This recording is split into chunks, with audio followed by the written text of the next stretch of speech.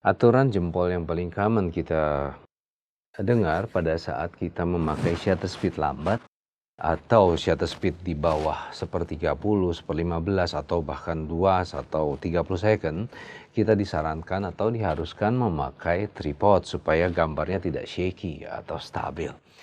Dan disinilah kita mencoba membuktikan betapa fleksibelnya dunia fotografi, di mana satu kekurangan dalam fotografi kita bisa putar balikan menjadi satu efek yang bisa menimbulkan rasa kagum.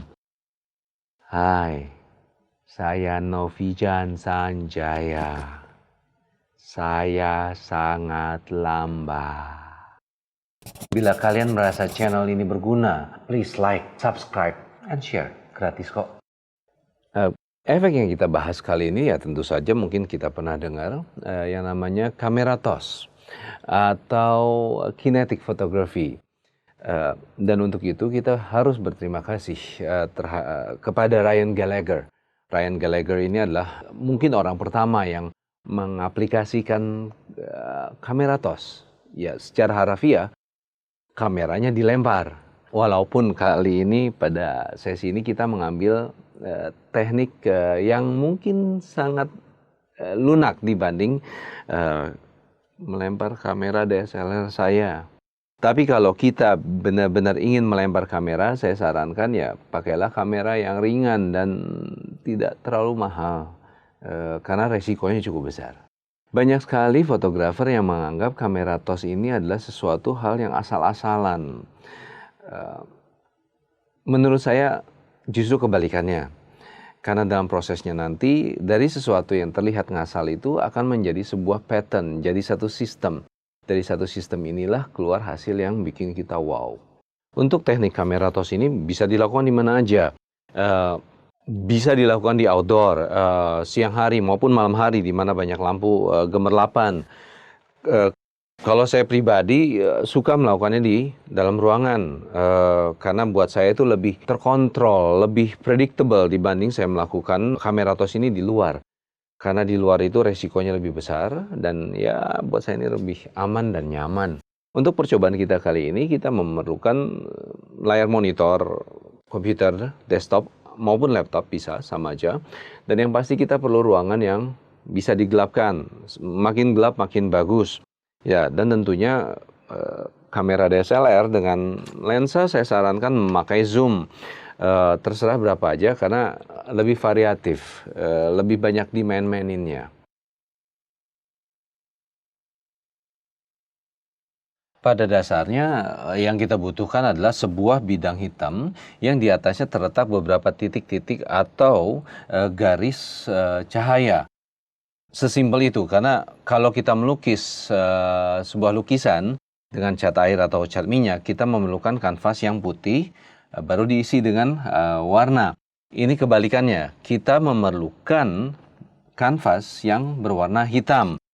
Untuk kali ini saya akan memakai software Photoshop untuk menciptakan objek yang akan kita ambil gambarnya. Dalam fotografi kita memerlukan selalu kanvas yang hitam. Baru kita bisa mengisinya dengan cahaya. Di sini saya menciptakan kanvas hitam ukuran A4 minimum 150 dpi. Saya memakai 300 dpi supaya gambarnya tidak terlalu pecah. Kita ciptakan layer untuk ya bisa kita taruh macam-macam. Kita bisa kasih garis, lingkaran atau apapun yang kita mau. Di sini kita coba yang simpel dulu. Kita memakai garis dan kita kasih 3 warna lah. Kita coba. Oke. Setelah kita dapat warna yang kita mau dan bentuk yang kita mau, di sini saya flatten ketiga garis, hanya garisnya saja, dan di sini saya select sehingga menimbulkan efek garis. Dan di sini kita taruh di full screen. Tinggal kita kerjakan.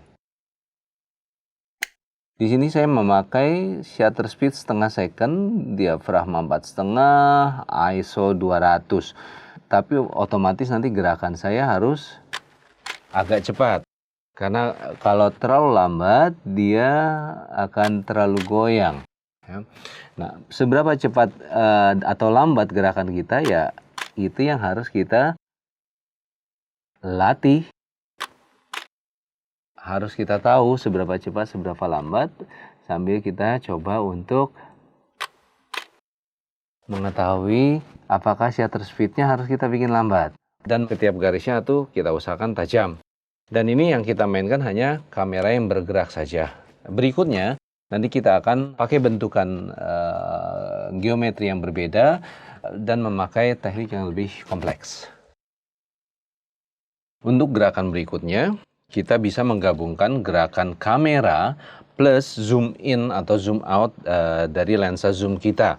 Jadi kita bisa sambil gerakan dan kita bisa mainkan zoom ringnya, membesar atau mengecil. Ya, di sini saya coba untuk kasih diafragma yang lebih kecil. Saya kasih 10. ISO-nya menjadi 400. Oke. Good. Shutter speed saya naikkan menjadi 2 detik. Oke, karena masih kurang terang. Up. Iya. Di sini masih saya coba hanya menggerakkan kameranya saja. Jadi saya hold sekitar 1 second, baru saya gerakkan kameranya. Jadi hasilnya lumayan unik. Yang kedua yang tadi saya bilang, kita bisa memainkan zoom in, zoom ring kita. Either zoom in atau zoom out. 1, kita gerakkan. Oke. Hasilnya itu selalu biasanya mengejutkan.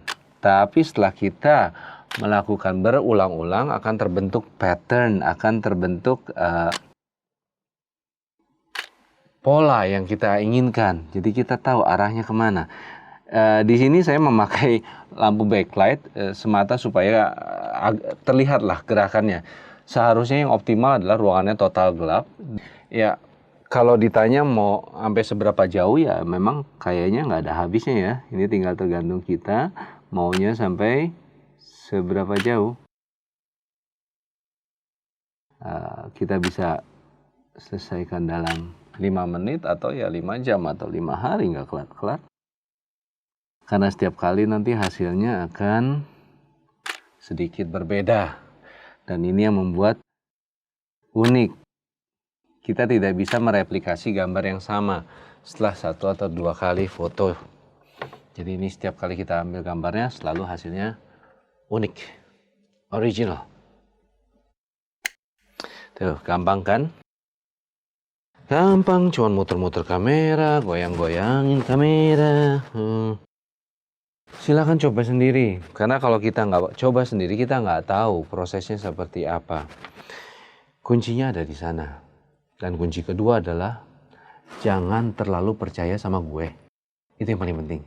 Carpe diem.